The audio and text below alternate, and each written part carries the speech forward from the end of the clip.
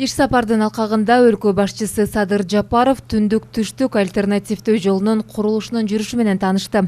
Мамлекет башчысы Көк-Ар ташуусу аркылуу өтүүчү туннелдин курулушунун жүрүшүн көрдү.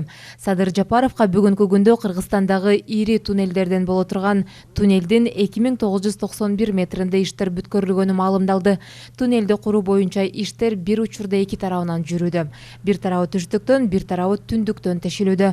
Туннелдин узундугу 3800 метр, туурасы 10 метр, бийиктиги 8,5 метр.